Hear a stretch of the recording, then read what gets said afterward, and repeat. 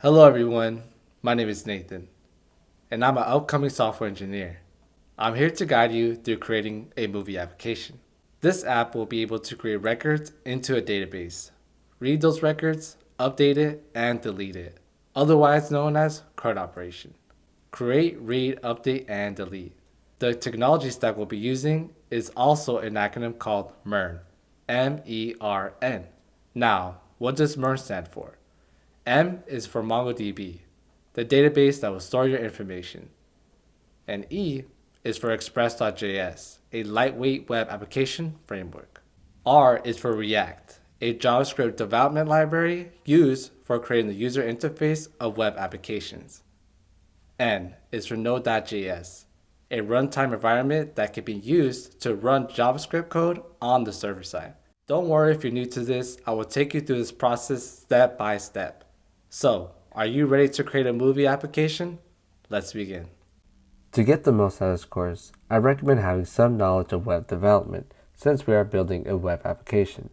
This will make it easier for you to understand what we're doing in this course. During this course, I will be using Visual Studio Code. If you're not familiar with it, it is a code editor created by Microsoft. Think of VS Code as a specialized text editor for writing code. Another plus is being familiar with the terminal and commands. If you checked all the boxes, you should be ready to go. The only package you need to install is Node.js. It's a tool that lets you run JavaScript on a computer outside of a web browser, making it useful for tasks like creating servers and running applications. When you install Node.js, npm is included, which stands for Node Package Manager. Node.js comes with npm as a default package manager, so you don't need to install them separately.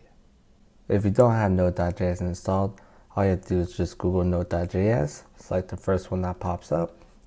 As you can see, it says recommend for most users. I recommend that one and just follow along. So let's get started. As you can see, I'm on Visual Studio Code, and the first thing I'm going to do is create a folder. So I'll select open. I'm going to create this folder on desktop. So I'll select new folder, and we're going to name this folder CRUD. Select create, open. As you can see, I'm in my CRUD folder. So the next thing we're going to do is go to terminal, select new terminal, and now we're going to enter npm init v. This command helps start a new web development project quickly using v, giving you a basic structure to build and run your website easily. To explain a little bit more, npm is a tool that makes the process easier of finding, sharing, and managing JavaScript code packages for building web application. Init initializes its use in npm to create a new project, and V is a build tool that makes development of web applications faster and more efficient. So now we'll select enter. For the project name, we're going to name it client. We are currently creating the React app for the client side. So now I'll get a list of options, and we're going to select React. React is a JavaScript library for building user interfaces. So select React.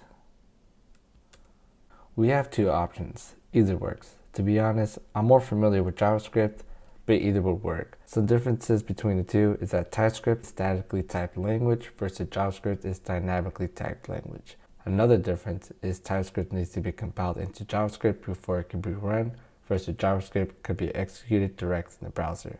If you'd like to know more about the difference between TypeScript and JavaScript, I recommend checking this site out. So now we'll select JavaScript, select enter. So now we have a list of commands we need to run, starting off with cd client. So we'll type in change directory client, select enter. Now we'll follow the next command, which is npm install. In this command, we are installing dependencies that are external libraries or packages that your project relies on to function. As you can see, it's installing the packages. Once the packages have finished installing, now we can finish off by typing in npm run dev. npm run dev is a command to start a local development server for a project using npm, allowing you to test and work on your application. If you're not familiar with local development means building and testing your software on your computer before deploying it to production, which means its final resting place before making it live on the internet. As you can see, we have a link here. localhost. So localhost and local development are very similar. So now we'll select the link, follow link. So this shows that the React app is running, which is great. Now we can return back to Visual Studio Code. So to continue in our terminal, we have to select Ctrl+C. Now we're going to type in npm install bootstrap Axios React router DOM. To explain what we're installing, Bootstrap is a user-friendly tool for building stylish websites with pre-made design elements. It's great for beginners of web development.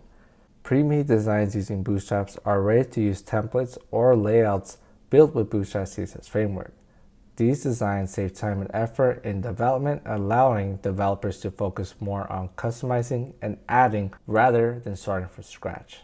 Axios is a lightweight JavaScript library that simplifies making HTTP requests in web development. It offers different ways of making requests, such as get, post, put, and delete. HTTP is a way of computers communicating online. It's like sending a request for something such as a web page and getting a response from a server. React Router is a library for React.js that enables the client-side routing and web application.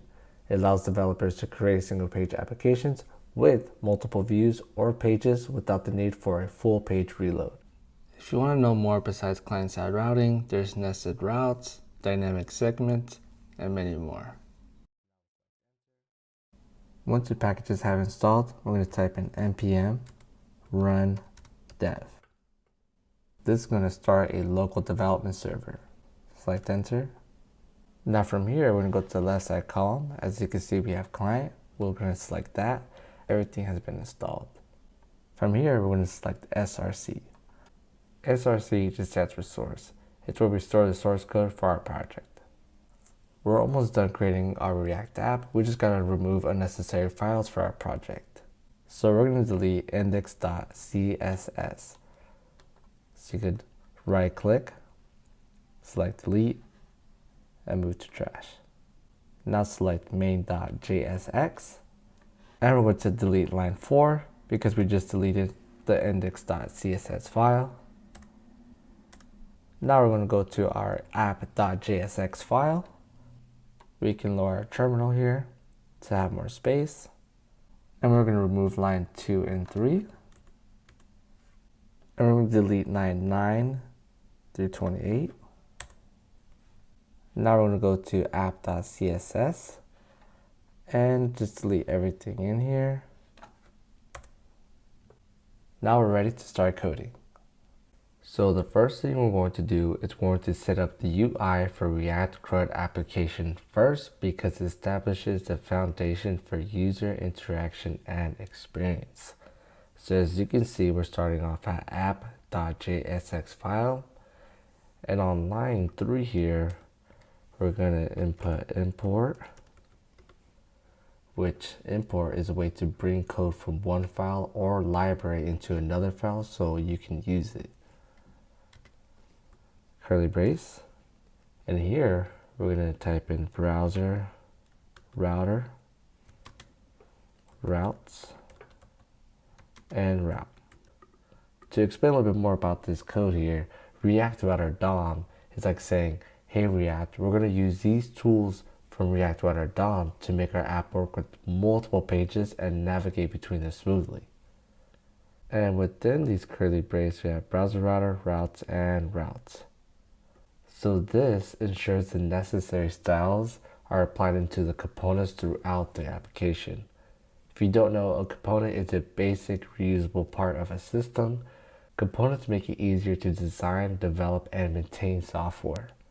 Let's move on. So on line 4 here, we'll import, and we'll type in bootstrap, dist, css, bootstrap, .min, .css. So this line of code is importing Bootstrap CSS file into the project. It allows the project to use styling provided by Bootstrap. So next, we're going to start off on line 10, and we're going to type in div. as well as on line 12, we're writing div. So div just stands for division. It's often used to create sections or blocks on a web page.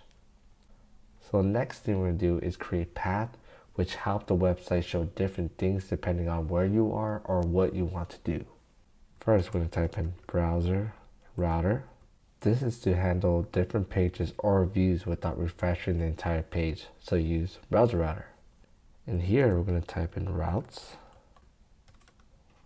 And route is a component from the React Router library that helps you manage different pages. We're going to type in route path element equal to curly brace and route. So we can actually copy. I'm going to paste this 2 more times. So one on 14 and one on line 15. On line 14, we're going to type in create, and on line 15, we're going to create update. So this is for the main page that's going to show a list of movies. As you can see on line 14, we have create. So this page helps you add a new movie. And as you can see on line 15, update, this page is going to let you update information of a specific movie, time, and rating. So we're going to head over to our source folder here. And here we're going to create a file. The first file we're going to create is going to be named movies.jsx.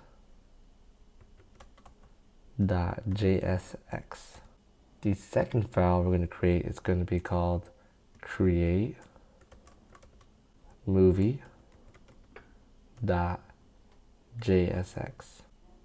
And the third file, we're going to name it update movie.jsx.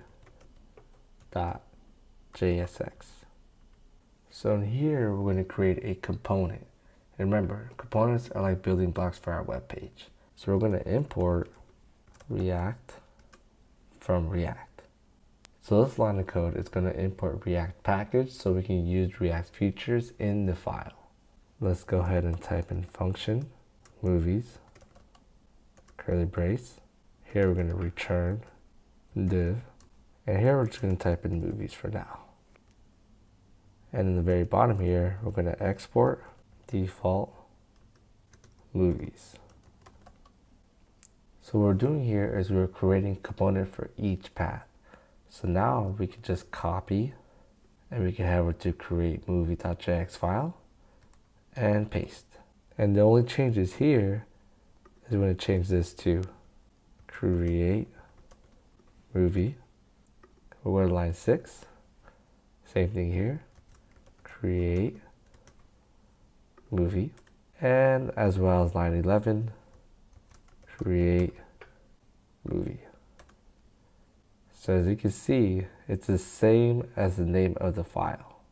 So we can go ahead and move to update movie.jx file and paste again.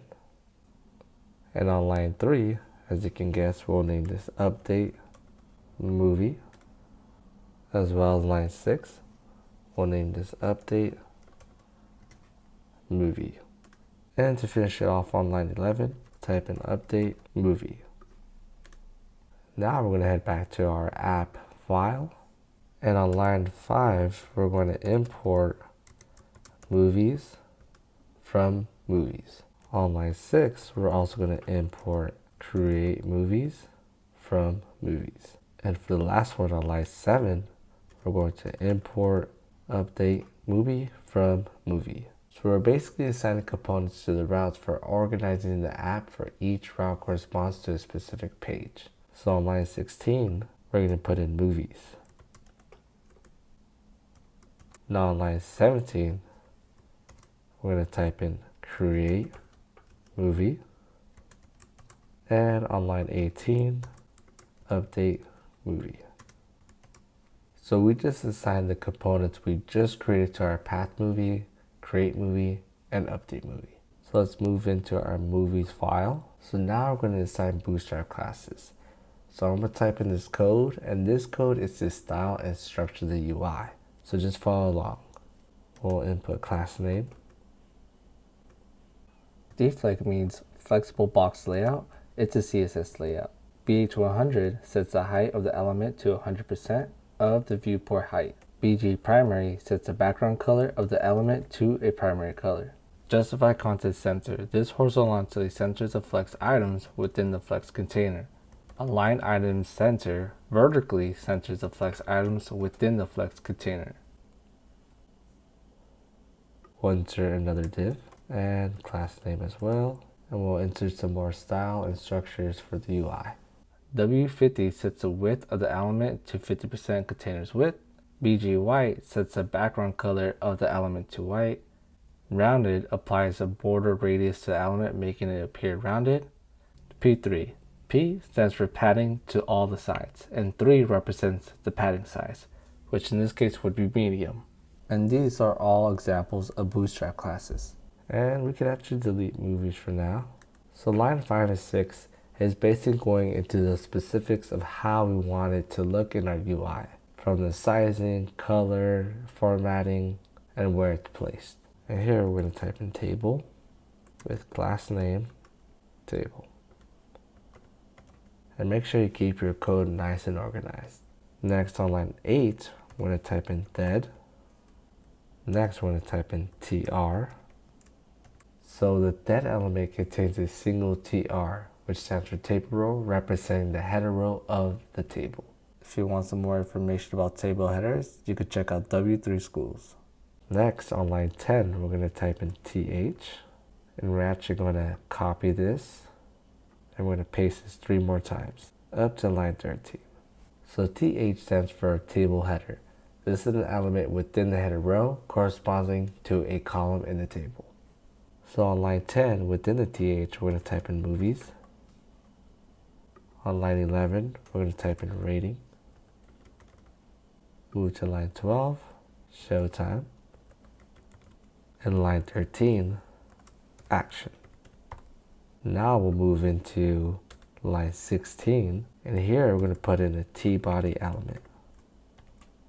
This stands for table body. This is a section beneath the header. To explain a little bit more about line 10 through 13, the names movie, rating, and showtime, and action is the header of the table. This refers to the top section of the table where column labels or headings are displayed. Now let's go to our localhost. So your localhost should look just like this. It should have movies, rating, showtime, and action. From there, we're ready to move on. I hope you're enjoying this course so far. If you'd like to support me by getting the rest of this course on Udemy, just click the link right below. Otherwise, you can subscribe for free. Thanks for watching.